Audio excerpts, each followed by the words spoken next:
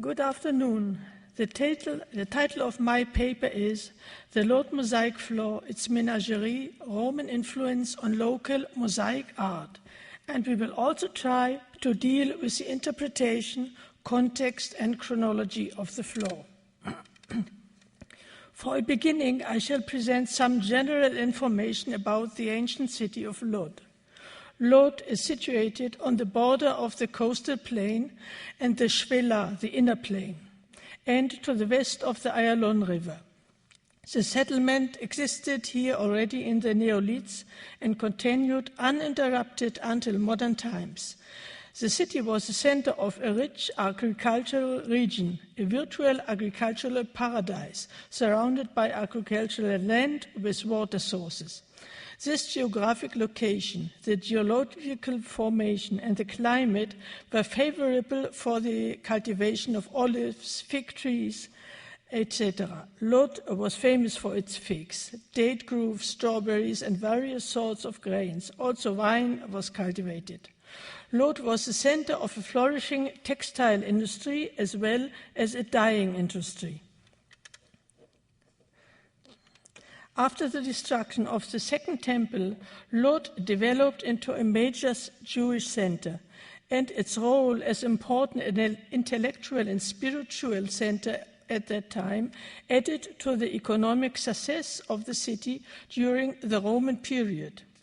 The economic prosperity of Lod during the Roman and Byzantine period was due in no small part to its location at the intersection of the important north-south thoroughfare, such as the eastern branch of the Via Maris, the most important international route in ancient Palestine, which connected Egypt and Syria and Mesopotamia, and the east-west thoroughfare that connected Jaffa with Jerusalem. Here you have the Via Maris, and you have the way from Jaffa, Lod, and then to Jerusalem. Around 199-200 AD, Septimius Severus upgraded the municipal status of Lod, and it now became a polis, or to be more exact, a colonia, with the official name of Colonia Lucia Septimia Severia Diospolis, or in short, Diospolis, a name the Jews of Lod never really accepted. This new status required the construction of buildings and institutions associated with this type of municipal standing. Thus, for example, the coinage from the city depicts pagan temples. The new city of Diospolis Lod, with pagan temples and non-Jewish population, was apparently constructed in the northern region of Lod near the Ayalon River. Here. This is the northern region, and this is probably the... Where is this thing? No, back. This is a new city of Diospolis. Here is a tell of Lod, and here's the old city with its Jewish and early Christian population. And the Ayalon River is not drawn here, but it goes up here. The original Roman city was undoubtedly the area southeast of the tell, the old city with its Jewish population, its synagogues, academies. The Salvitz excavation on behalf of the Israel Antiquities Authority, initiated in April 1996 on Hechalut Street, situated to the northeast part of the old city near the Ayalon River, led to the discovery of a large mosaic floor of exceptional quality and in excellent state of preservation. In the vicinity of our date, several Byzantine mosaic floors have been unearthed in previous digs. Here are two of those. I want to show where we are. Our mosaic floor is about situated here. Now we will see the other floors. Here's one, and here's another floor. So there was hope we would find some more floors. Our mosaic floor was discovered about 1 meter below surface, covered by debris which contained, besides many pieces of colored fresco, also numerous pottery fragments as well as coins, none of them later than the 3rd century.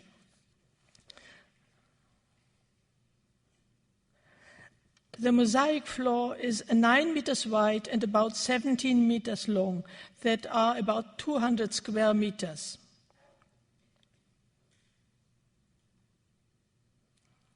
This is the inner part. The floor consists of 2 colorful rectangular carpets. We'll go back. This is the northern one. You saw them before in much nicer pictures, and this is the southern one with a transverse band. The floor consists of 2 colorful rectangular carpets, the northern and the southern, and a broad transverse band separating them, all set against a white background. The north carpet is also set into a white frame containing stylized flowers and bordered by a thick black line. This carpet is especially large and comprises 3 panels enclosed in frames of various geometrical patterns. Here you have. The north panel consists of 9 hexagonal medallions and 2 half medallions, all framed by 2 strand guilloche bands. The panel is bordered by a black outline and a row of waves. The medallions contain representations of fish and birds, as well as wild beasts attacking their prey. A basket full of fish is an exception. Curiously, the figures in this panel are represented in opposite direction. Let us have a closer look at the various scenes. The hexagons in the upper row of the panel, from right to left, consists of a 2-handled basket with all kinds of fish, a motif peculiar to Roman North Africa. Here's a basket. And here we have a basket from Roman North Africa. Next, we see a lioness attacking a stag. Here, Next to it, there is a rock partridge surrounded by 5 chicks. They are not only ferocious scenes, they are also nice, quiet scenes. Then follows a lion with his head en face and its body 3/4 pose, resting next to its prey in a puddle of blood, probably a buffalo. No doubt our artist had a sense of humor, since the lion seems to be smiling. And finally, we have 2 different fish facing opposite directions. Similar fish appeared as a central motif on an early Christian mosaic floor discovered at Khwar Otnai, on the grounds of the Megiddo prison. Here you have this floor, and here you have these fish. The lower row starts with a hunting scene. This time a leopard is attacking a stag, similar to that in the upper row, but here the scene is placed on a thin strip of ground with some meager plants. Next to here, there is a peacock in frontal view with its tail fanned out. A similar peacock appears in the early Byzantine octagonal church at Capernaum. Following is a water snake attacking a large fish. And finally, the tiger attacking a wild donkey. Here again we have a thin strip of ground and blood spilling. A lioness attacking a wild donkey appears in North African mosaic. Here you have a lioness. It was the tail of the tiger, this one. It was the tail of this tiger I came upon first when discovering the mosaic floor. In the half medallions of this panel, we have a bird and a fish. The basket full of fish and the thin strips of ground beneath the figures are motifs peculiar to Roman North Africa. On mosaics of the Roman West, the depiction of the wild beasts and their prey was a popular theme and of stereotypical rendering. The square middle panel of the large carpets contained a 12-sided design with an octagon at its center. I have here this 12-sided design with this octagon. The octagon is surrounded by triangles and squares bordered by guilloche bands. The whole panel itself is bordered by a broad braided band. Here you have a row of stepped pyramids and a guilloche band. A pair of dolphins flanking a trident is placed in each of the four corners. You see here. A similar iconographic scheme appears in a Hellenistic mosaic in the House of the Dolphins in Delos from the 2nd century BC, thus indicating that some of the Hellenistic traditions and concepts were still alive in late antique. It is highly plausible that our artist used pattern books. In each group of the three triangular compartments surrounding the octagon, a fish is set between two fowl, such as a swan or a sort of geese, swans and a sort of geese. We'll see. Here you have this, maybe geese, maybe swans, I don't know. Rock partridges, doves, and what seems to be pheasants. The fish as well as the fowl are different in each corner. And all of them appear also in other parts of the floor. Within two of the four squares abutting the central octagon, we have hunting scenes of the type we already met in the northern panel. In the eastern panel, in the eastern square, we have a leopard hunting a deer and a lion hunting a stag. In the northern square, again, the lion seems to be smiling to the surprised look of the stag. A ferocious hunting scene? One might think different. In the western square, we got a pastoral scene with a hare eating grapes and a sort of small hunting dog with an unusual leash holding the dog at his shoulders. A crater flanked by two female leopards appears in the south square. This is a well-known motif in the Roman art, appearing in various media, and I only want to mention the beautiful stone crater on display in the Petra Museum in Jordan. The central octagon is organized in a less rigid form. The animals are presented on three levels, thus creating a certain three-dimensional impression of space and depth. A tiger and a buffalo are placed in the foreground, while a rhinoceros, a giraffe, and an elephant, its wrinkled skin presented as a net pattern, are placed in the middle ground.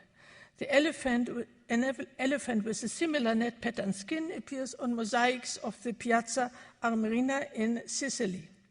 The artist obviously never had seen a live elephant, since the hindquarters of the animal are incorrect. Look at this. These are legs of a tiger or a dog, but not of a... Elephants don't have this sort of angulation. The two mountains on which a lion and a lioness face each other should probably be identified with Ethiopian mountains, while the body of water with a Catos emerging here, this monster, might point towards the source of the Nile. The exotic African animals at the foot of the mountains support this suggestion. In the 2nd century BC burial cave discovered at Marisha in Israel, decorated with elaborate wall paintings and Greek inscriptions, a similar variety of African animals already is depicted. Every animal with its name, including a giraffe, termed there in Greek Camelopardalos. One could translate it as a leopard cannon. The word Ethiopia is also mentioned. It appears the African menagerie was well known for centuries. In this part of the floor, with its animals, one could have expected to find Orpheus playing, but no. Instead, we have a dog-headed Ketos, this monster here. A creature usually found in connection with the Jonah legend, where Jonah is thrown from a ship into the sea to be swallowed by the Ketos, a motif found on early Christian sarcophagi. Jonah's restoration after 3 days inside the great whale probably prefigured the resurrection of Jesus after 3 days. But in this part of the mosaic, we neither have an Orpheus nor a ship with Jonah. As a whole, mosaic is void of any human figures, what is quite unusual for a late Roman mosaic floor. It seems the patron who ordered this floor purposely avoided any pagan elements. Here we have a sarcophagus with a Ketos and the tree of Jonah. Now, the southern panel shows a marine scene. Fish of all kinds, such as bream, mullet, sea bass, and a snapper, could be identified. In the upper left corner, there is what it seems to be a barracuda, this thing here. 2 large fish in the lower part of the panel, one swallowing a smaller fish, here, and this one, swallowing a smaller fish, are possibly bluefish or amberjacks. I want to thank Dr. Lynn Parenti at the Smithsonian, who was so kind to identify the fish for us. A dolphin, here you have a dolphin, shells and unidentified items, probably mollusks, here you have them, are also depicted. The fish are surrounding 2 merchant ships, one sailing west, while the larger one, placed in the upper middle of the panel and depicted as a damaged ship, is facing east. Because of its central placement, it seems to be the more important ship. A sea monster that can be identified as a second Ketos because of its characteristic coiled tail appears in the upper right corner opposite the damaged ship here, this monster. Regretfully, a large part of this ship has been effaced in antiquity for an unknown reason, not by an Ottoman pit as we suggested in previous publications. The fish and the ships are depicted on a plain white background. The water is not rendered in the conventional North African style as broken zigzag lines. Here is a North African panel. The fish on the Lod mosaic floor show thick black outline under their belly. Here, thick black outlines, you see. A similar representation of fish can be observed on a mosaic from Antioch. The solid white background of the marine scene corresponds with the artistic conventions of Antioch. Now, the complete ship seems to be a large seagoing Roman merchant ship. The hull has a rounded shape. This is a hull. Rounded shape and a simple rounded prow with curved pointed stem post here. It is adorned with an unusual square device in red, decorated with a circle and cross in yellow. Is this a sort of flag, or should it be interpreted as a foresail? We don't know.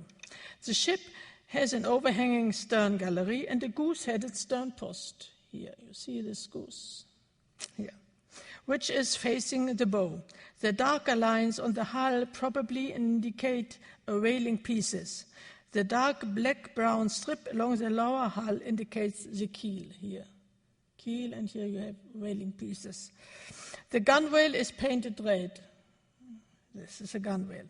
There are no bulwarks, and the steering oars seem to have been operated by the helmsman from inside the deckhouse.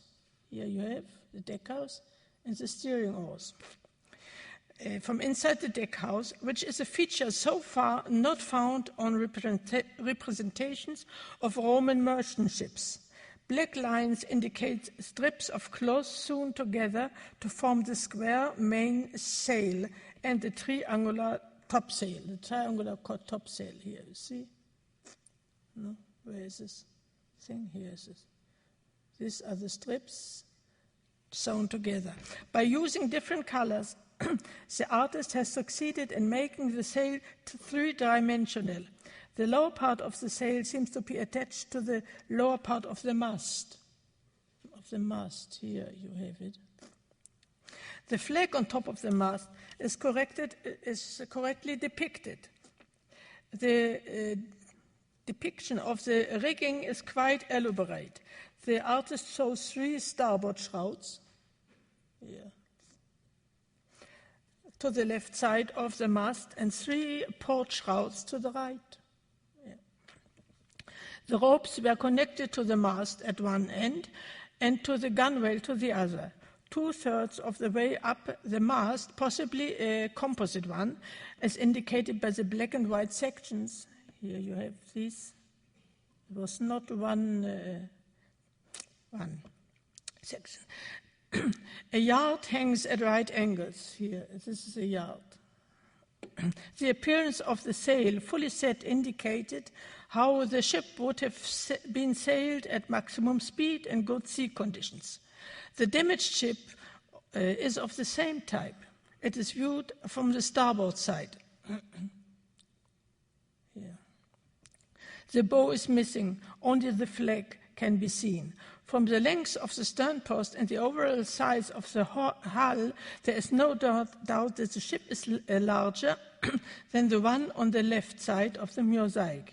The flag on top of the mast is shown on the right side of the missing bow.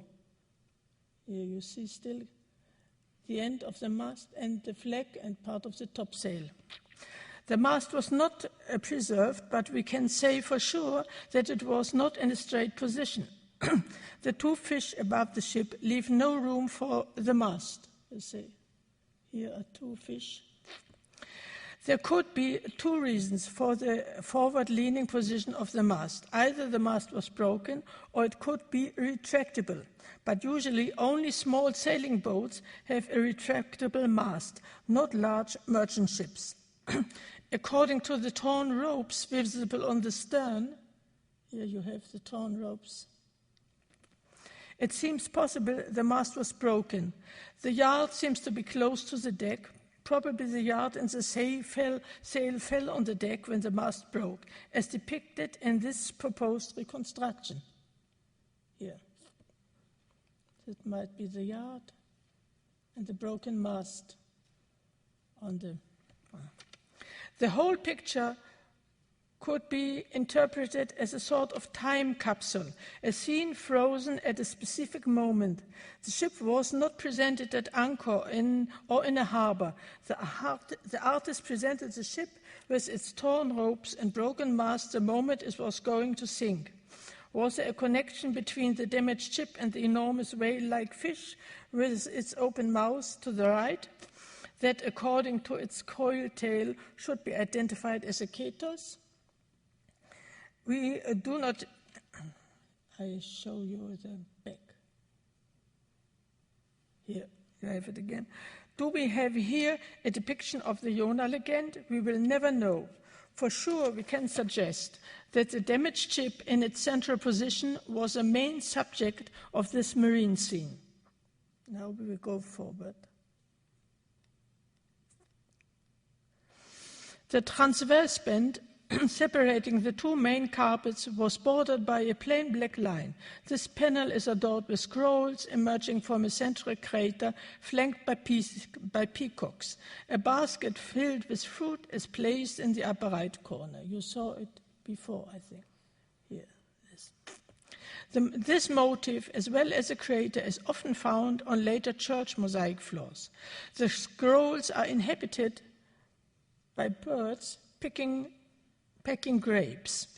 Glass tesserae were used in profusion in this band, and sandwich gold glass has been used to decorate the crater. It's hard to see, but it is in this band here.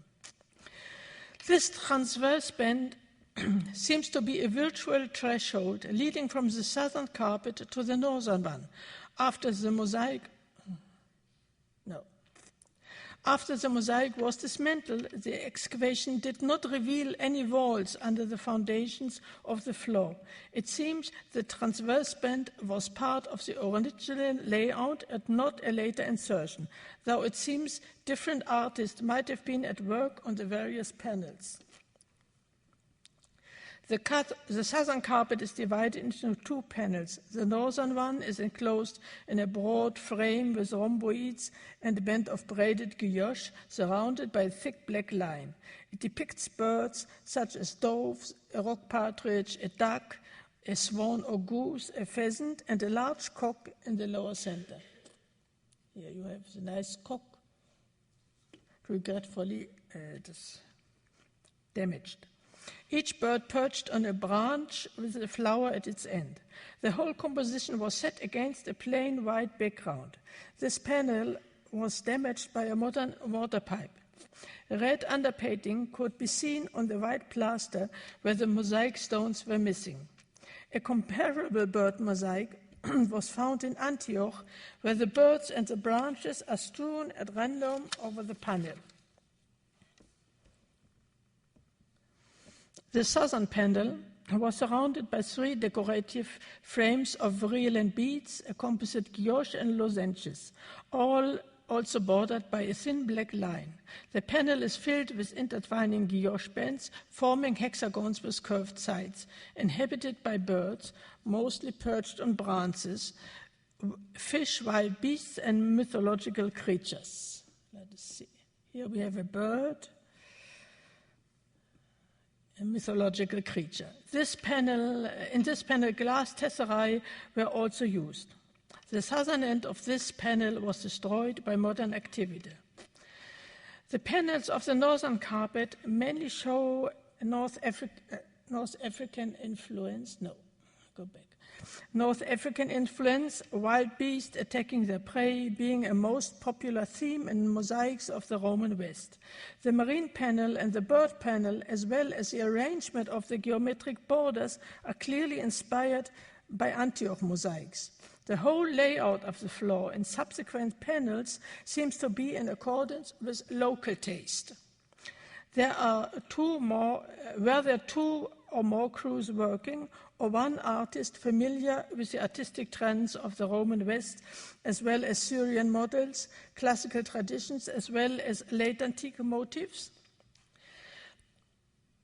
To the south of this large floor, there was a large white plain mosaic floor with a rectangular effaced emblem. It was here.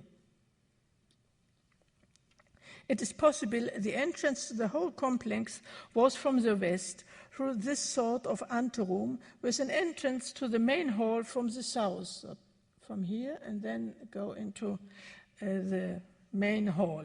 The large plain white area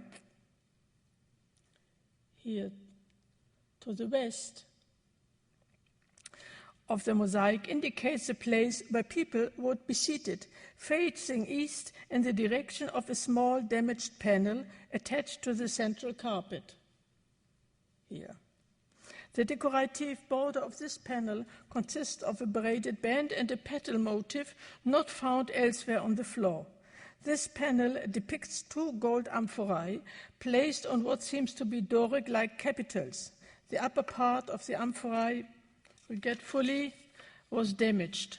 They are flanking a crater seemingly made of glass, placed on a low-legged tripod with animal feet. A globular element has been placed on the mouth of the crater, you see it here, and is reflected in the globular base, and so is the bird. Here is a black bird, and here you see it down here. What was the meaning of this motif? We thought before that this panel may have faced an entrance in the eastern wall, but there was no entrance, as we discovered in recent excavations. The mosaic floor abutted a massive wall with huge incorporated boulders and what seems to be an external tower on its eastern side. We probably might have here the remains of an ancient city wall of so far unknown date, awaiting further excavations. There were no adjacent rooms to the north and the west of the floor, so how should we understand the complex? It definitely cannot be interpreted as part of a Roman villa, since there were no other rooms. It must have been a large assemblage hall, but for what and for whom? We don't have any inscriptions, so it could not be a public building. The refrain from depicting human figures might give us a clue about the religious identity of the patron, who could have been either Jewish or Christian, but certainly not pagan.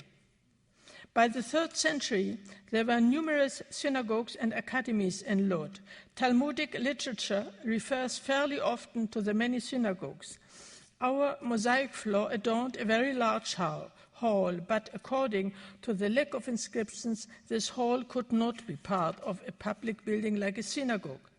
Was it an academy of one of the prominent rabbis? The lack of any Jewish symbols does not support this idea. So we are left with a Christian population of Lod. Should it be that an early Christian community of Lod used to gather here? Some pictorial elements on the mosaic floor, for example, the ketos, the peacocks, the cock, and the fish, seem to point in that direction and might have some symbolic significance. And there are other facts to take into consideration. According to pottery and coins, the place was abandoned at the beginning of the 4th century at the latest.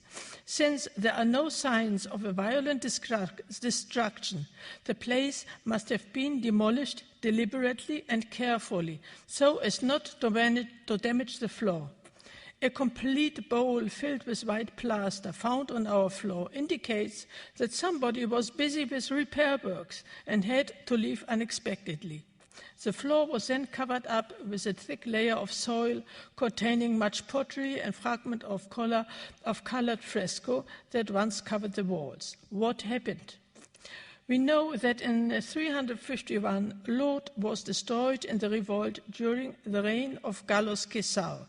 But this date is too late for our mosaic floor, since no 4th century pottery has been discovered and not even African red slipware or Form 50, the first form to appear in our area. So we are left with a great persecution of the Christians, initiated by Diocletian in 303.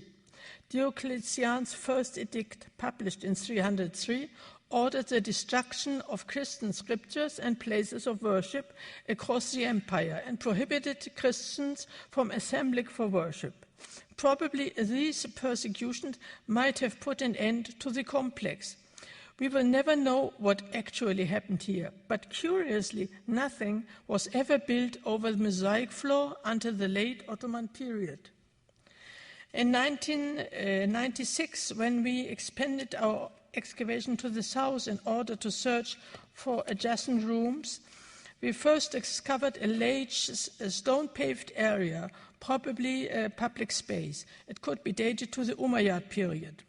A hole in this pavement allowed us to dig deeper, and so about a meter below the pavement, we discovered the second mosaic floor. Here it is. In 209, we dismantled the pavement and could expose additional parts of this floor, but still not all. A large part is still covered and extends to the west under the road. We need an additional excavation to dismantle the Heralut Street for a second time to free the entire new mosaic floor. The new floor was laid on exactly the same level and about the same axis as the former one. No, go back. Former. It is composed of one large carpet with a border of dented pyramids, a double-strand guilloche, and scrolls. The main carpet has 2 panels of geometric design. Up here and up here. and a central carpet with 9 octagonal medallions surrounded by guilloche bands. The octagons are bordered by broad shaded bands that we don't have on the other mosaic here. There are 2 hunting scenes that recalling those on the other floor, but are less sophisticated here, down here. Here the animals were placed on solid ground and surrounded by abundant vegetation. Here, see a tree and solid ground. The other medallions show a bear attacking a bull. Here. A crater with 2 birds and a basket full of fruits flanked by rock partridges. One still partly covered medallion reveals fishes, and the central medallion shows what seems to be a lion. Between the octagonal medallions are small squares inhabited by birds and fish. To the south of the carpet is a large white area of white mosaic floor where people would be seated. This floor was probably also entered through the anteroom here. Between the 2 floors. The new floor is later than the former and should probably be dated to the late 4th or early 5th century, when Lod had recovered from the destruction of 351. Even after the 2009 season of excavations, we are actually still facing the same questions. How shall we understand the whole complex? What was the function of these large halls? Whom did they serve? How should we understand the various motives? We can only hope a future excavation will give us some answers. Thank you very much.